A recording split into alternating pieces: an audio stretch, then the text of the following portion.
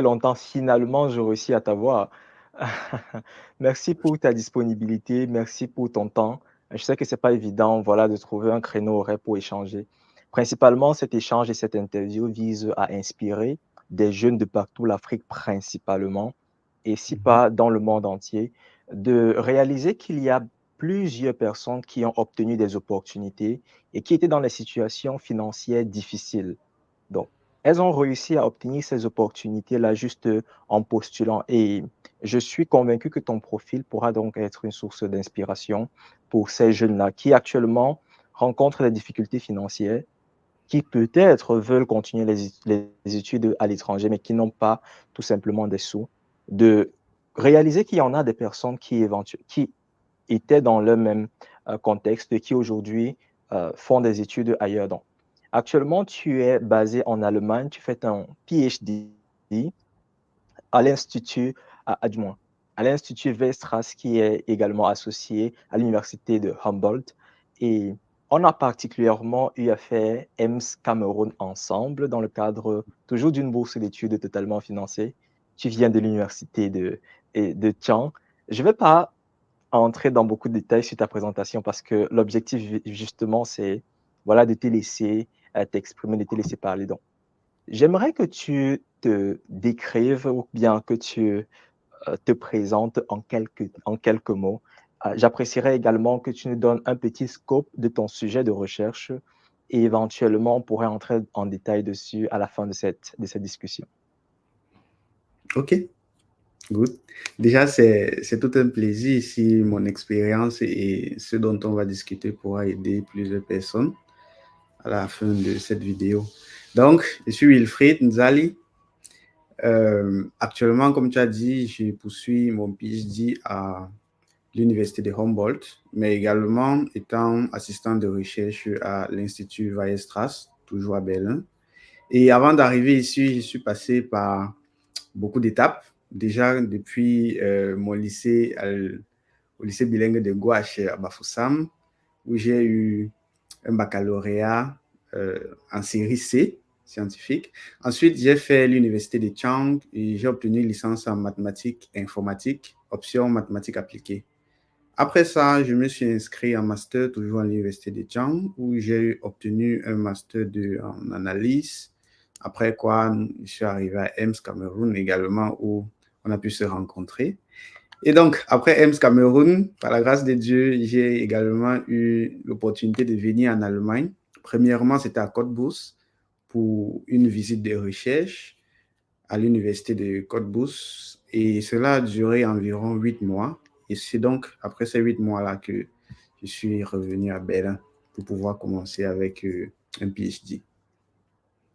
C'est une présentation très légère que tu viens de faire, très sommaire plutôt, qui donne OK. l'impression que ça s'est passé du jour au lendemain sans difficulté, sans obstacle. Mais justement, l'objectif de cette interview, c'est d'entrer en détail dessus. Et juste pour un petit briefing, à quoi consiste ta recherche actuellement en Allemagne? OK. Ma recherche en Allemagne consiste, disons, à explorer une stratégie de consommation de l'électricité qu'on peut proposer aux différentes personnes qui ont l'habitude d'utiliser l'électricité directement des marchés qu'on peut observer. Et ce qu'on veut, c'est d'implémenter cette stratégie-là en ajoutant une batterie de stockage. L'idée serait donc de pouvoir charger ta batterie lorsque le prix de l'électricité sur le marché est réduit. Et lorsque le prix devient plus, disons, grand, l'idée c'est de Mhm. décharger ta batterie pour l'utiliser. Et donc, on fera ceci de façon automatique en tenant en compte l'apport de l'énergie éolienne qui influence généralement sur le prix de l'électricité. Donc, et on va aussi prendre d'autres paramètres sur le modèle de la batterie qu'il faut considérer. Par OK. exemple, il faut pas avoir une stratégie de consommation qui va vite dégrader la batterie et ainsi de suite. Donc, c'est ça, en gros, ce qu'on essaye de faire dans notre thèse. Ça semble très passionnant et ce qui m'intrigue, c'est que tu fais justement une thèse en mathématiques. Mais la façon avec laquelle tu l'expliques, on dirait que c'est plus une science sociale ou quelque chose de, de, de, voilà, de littéraire. Mais justement, l'objectif, c'est d'avoir un feedback parce qu'il y en a des personnes qui n'ont pas nécessairement un background mathématique.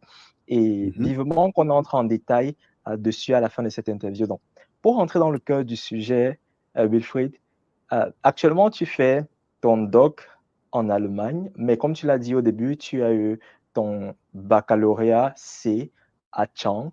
À quoi ressemblait ton contexte social quand tu termines ton baccalauréat et que tu rejoins l'université? Est-ce que tu as fait des universités euh, privées ou alors des écoles, comment ça s'appelle, d'ingénierie ou mhm. encore des écoles qui demandent de l'argent ou alors tu as fait éventuellement une université publique? À quoi ressemblait ton contexte économique, social?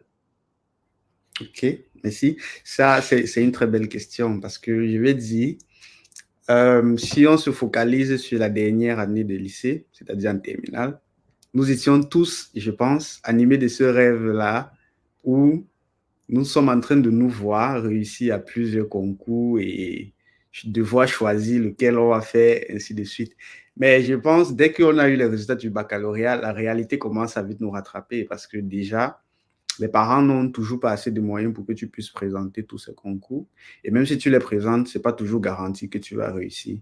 Donc, au travers de ça, et à cause de toutes ces situations-là, certains professeurs déjà au lycée en terminale nous mettaient la puce à l'oreille de pouvoir réfléchir déjà à ce qu'on pourrait faire à l'université.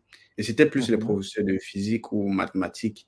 Ce qui fait que déjà, j'ai été beaucoup influencé plus tard par le choix de la filière que je devrais faire à l'université.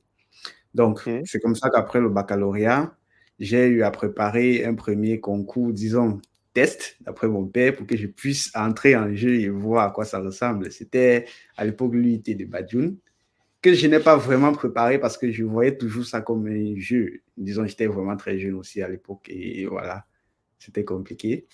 J'ai pas réussi et puis il m'a dit l'objectif ce n'était même pas pour que tu réussisses, mais c'est que tu voies à quoi t'attendre plus tard parce que là, le monde du lycée et le monde universitaire, ce sont des choses très différentes. Donc, après cette période, je me suis donc inscrit à l'université de Chiang en mathématiques.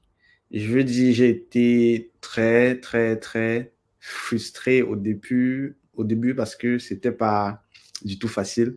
Quitter d'un monde où vous êtes environ 60 personnes en classe pour aller où vous êtes environ 500 personnes.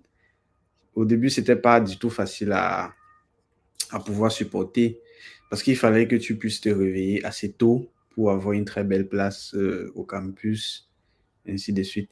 Mais à la fin, on a fini par s'adapter et continuer. Disons que la transition, à un certain moment, a aussi été facilitée par le fait qu'il y avait certains aînés déjà qui nous donnaient quelques petits conseils sur comment faire pour vite euh, apprendre à s'adapter au nouvel environnement. Mais justement, justement, ça revient encore des aînés académiques qui ont été d'une Mhm.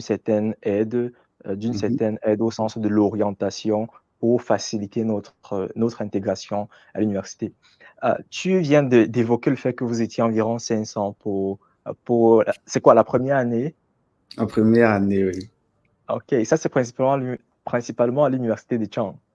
Oui, à l'université de Tian. Et je pense dans d'autres universités, c'est plus que ça même déjà. Oh, ça c'est clair, justement, justement. J'ai fait l'université de Douala. En informatique, juste nous étions 700 et nous faisions maths info. Donc, les mathématiciens, ils étaient probablement toujours dans le même range Mhm. d'effectifs. Donc, on approximait des 1000 pour un amphi peut-être de 500 places. Tu imagines que Exactement. c'était pas évident. Et quels sont les challenges que tu as rencontrés pendant cette période-là? Cette période de Pendant cette transition. période à l'université. Pas nécessairement de Oui. transition, mais disons pendant cette période à l'université de Chang. OK, ça c'est une belle question.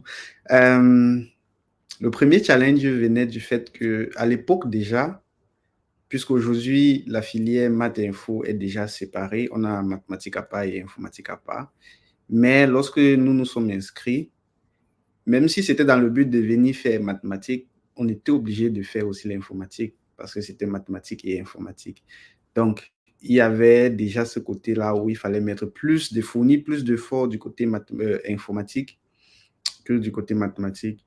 Et comme j'ai dit, j'habitais très loin du campus, par faute de moyens aussi. Je n'avais pas le luxe de m'offrir une chambre qui soit, disons, à 10 minutes du campus. J'habitais très loin, ce qui fait que je sortais souvent très loin, très tôt le matin, et je rentrais très tard également. Parfois, on avait l'habitude entre nous de dire, tu sors le matin sans voir ton pied, tu rentres sans voir ton pied. Parce que quand tu sors, il fait noir, tout ce que tu regardes, c'est la route. Et ensuite, en rentrant, c'est la même chose. Donc, déjà, il y a ce côté, je vais dire, oui, il fallait fournir beaucoup d'efforts en ce qui concerne les matières informatiques. Et également, fournir beaucoup d'efforts pour être au campus à l'heure et avoir une très belle place. Ça, c'était primordial. Et lorsqu'on arrive au niveau 2, parce qu'au début, disons, c'était difficile, mais les choses se sont arrangées lorsque tu constates qu'il y a plusieurs personnes qui habitent peut-être dans ta zone d'habitation, et là, ça devient parfois un peu plus facile. Mais lorsqu'on arrive au niveau 2, toujours mathématiques et informatique, et qu'il faut faire un choix pour le niveau 3, soit entrer en mathématiques ou entrer en informatique, ça devient beaucoup difficile parce que le choix que tu feras, c'est ça qui va déterminer tout ton futur. En fait, Et bien que je sois entré pour faire mathématiques, mon parcours de niveau 1 et niveau 2 m'ont juste montré que j'étais plus apte à faire informatique. Ça qui était vraiment très contradictoire. Mais toujours dans une contradiction, j'ai toujours choisi de continuer en mathématiques plus tard, malgré que je m'en sortais un peu plus en informatique. pour quelle raison quelqu'un demanderait? Oui, pour quelle raison? Disons Parce que qu'il y a, j'étais... il y a cette conception-là, je dirais ce biais que les mathématiques sont difficiles. Et si éventuellement tu te sens plus à l'aise en informatique, pourquoi ne pas y aller directement en informatique? Ouais, c'est une belle question. Je dirais que moi, même si c'est difficile, j'aimais vraiment faire les mathématiques. Ok, Même si c'était ok. difficile, je me sentais toujours plus à l'aise à faire ça que à faire l'informatique. Et je me disais, il y avait aussi cette frustration parce que je me dis, OK, l'informatique, c'est quelque chose qui évolue à la seconde, si je vais dire ça.